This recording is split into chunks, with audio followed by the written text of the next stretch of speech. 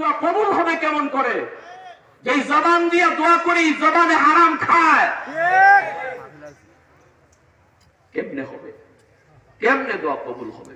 আল্লাহ নবী বলেছেন কেমনে হবে, কেমনে হবে? ওয়া মাতআমুহু হারামুন ওয়া শারাবুহু হারামুন ওয়া মালবাসুহু হারামুন। নবী কয় কিভাবে দোয়াটা কবুল হবে? তোমার খানা হারাম, তোমার পানিটা এটাও হারাম, তোমার পোশাকটা এটাও হারাম। আল্লাহ রাসূল কয় যে জামাটা পরছো এই জামাটার দাম যদি 40 দিরহাম হয়, একটা দিরহাম যদি হারাম টাকার হয়, এই জামা পরিয়া যতদিন তুমি নামাজ কালাম পড়বা কোনো দোয়াই কবুল হবে না।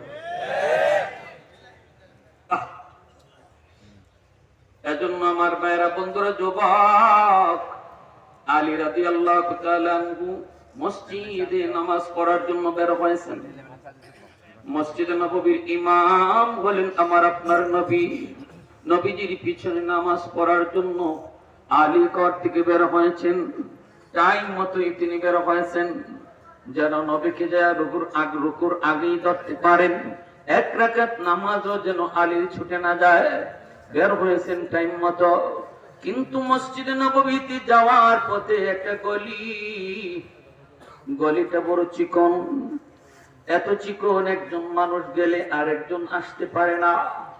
আলী রাদিয়াল্লাহু তাআলা আনহু ওই লম্বা গলিটার ভিতরে যখন ঢুকলেন, ঢুকে দেখেন একটা বৃদ্ধ মানুষ লাঠিতে বর দিয়া সে গলি পার হয়। আলী রাদিয়াল্লাহু তাআলা আনহু চিন্তায় পড়ে গেলেন, মানুষটা কে তাও চিনি না, কিন্তু মানুষটা যে বৃদ্ধ তা তো বুঝতেছি।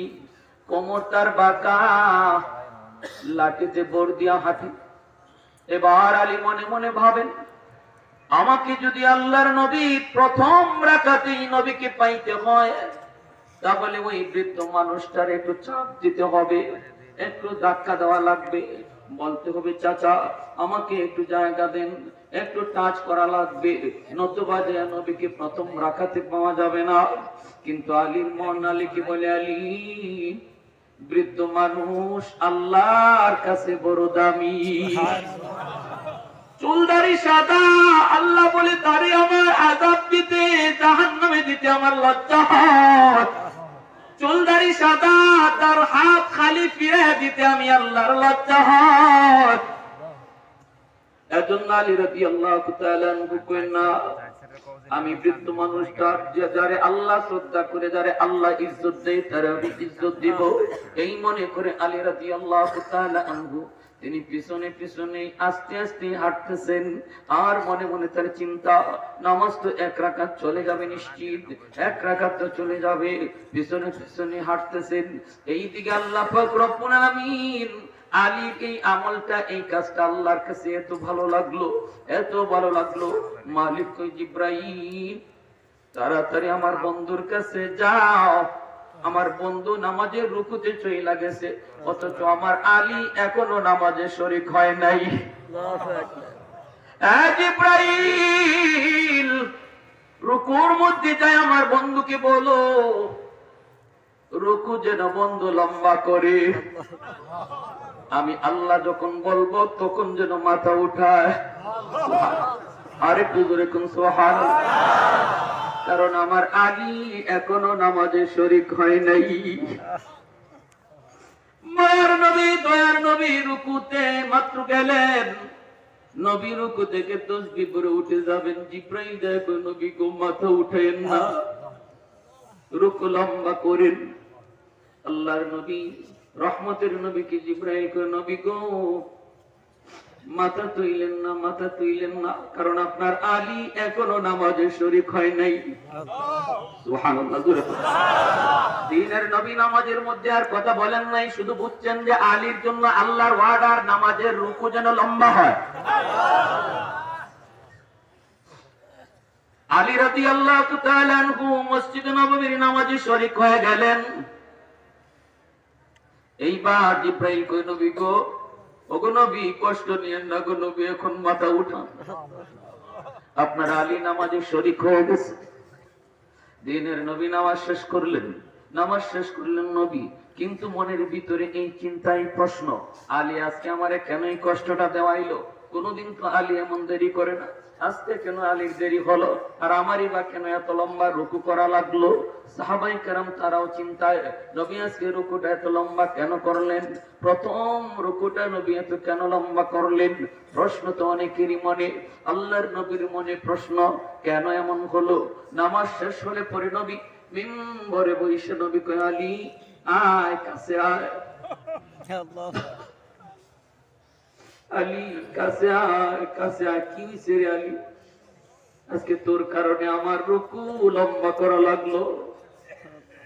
কি হয়েছে তোমার, কি হয়েছে, দেরি করলা কেন? আলী কয়, কই গো নবী, বেশি দেরি তো হয় নাই, আমি তো আপনার রুকুতে পাইছি।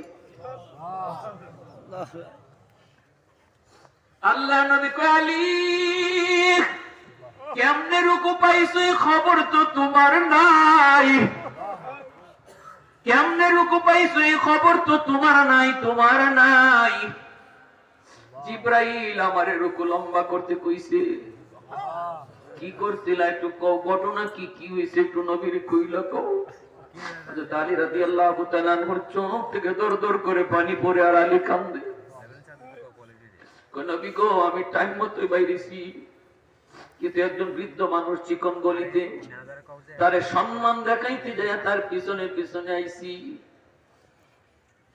এজন্য একটু দেরি হয়ে গেছে। আল্লাহ নবী কই, লোকটারে চিনোনি? হযরত আলী কই, নবী গো, লোকটা মুসলমান না, লোকটা হলো একজন ইহুদি। আল্লাহর নবীর শিক্ষা, ইসলামের শিক্ষা, একজন ইহুদিও যদি সে একজন বয়স্ক হয়, বৃদ্ধ হয়, আল্লাহ এবং তার রাসূল তার সম্মান দেয়। আমার নবী শিখায়, ইসলাম শিখায়। আজকে ফিলিস্তিনে বৃদ্ধ মুসলমান এরাও রেহাই পাইতেছে না, শিশু বাচ্চাগুলি রেহাই পায় না, বৃদ্ধ মানুষেরও রেহাই পায় না। মানবতার স্লোগান ওরা উঠায়, কিন্তু মানবতা ওদের কাছে নাই। এরা হাইওয়ানের চেয়ে নিকৃষ্ট হয়ে গেছে, হাইওয়ানের চেয়ে নিকৃষ্ট হয়ে গেছে। এরপরে দেখা গেল ভাইরা, আল্লাহ পাক রব্বুল আলামিন কই, শোনো শোনো শোনো, দয়া দেখাইবা, দরদ দেখাইবা, কিন্তু যখন হক বাতিলের দ্বন্দ্ব বেজে যাবে, যখন হক বাতিলের দ্বন্দ্ব লেগে যাবে, তখন কিন্তু তোমরা নরম হবা না, তখন কিন্তু তোমরা গরম। আশিদ্দাউ আলাল কুফার রুহামাউ বাইনাহুম, পরস্পরে পরস্পরে নরম হবা, নরমের আচরণ তোমাদের সর্বত্র হবে। কিন্তু যদি দ্বন্দ্ব বেজে যায়, দ্বন্দ্ব বেজে যায়, হক বাতিলের দ্বন্দ্ব যদি লেগে যায়, ঈমান আর কুফরের ভিতরে যদি টক্কর বেজে যায়, তাহলে কিন্তু আর এখন নরম হলে চলবে না, তখন হওয়া লাগবে গরম, আগুনের চেয়েও বেশি গরম, তলোয়ারের চেয়েও বেশি ধারালো, পাথরের চেয়েও বেশি ভারী, ঠিক না? মুহাম্মাদুর রাসূলুল্লাহ ওয়াল্লাযীনা মাহু আশিদ্দাউ আলাল কুফার রুহামাউ বাইনাহুম। এজন্যই দরদি নবী, মায়ার নবী, রহমতের নবী, তিনি গরম হয়েছেন, গরম হয়েছেন। নরম নবীও মাঝে মাঝে গরম হয়েছেন। নবী একদিন মসজিদে নববীর মিম্বরে বসে বলেন, কে আছে এমন ইহুদি লিডার কাব ইবনে আশরাফের কল্লা কাইটা আমি নবীর সামনে আনতে পারবা? কে আছে একজন জিতা মানুষের কল্লা, কাব ইবনে আশরাফের কল্লা কাইটা আমি নবীর সামনে হাজির করবা? বলুন তো, এই অবস্থায় নবী একজন জিতা মানুষের কল্লা কাটার নির্দেশ দিলেন, ওই অবস্থায় নবী নরম নাকি গরম? খালি গরম নাকি বেশি গরম?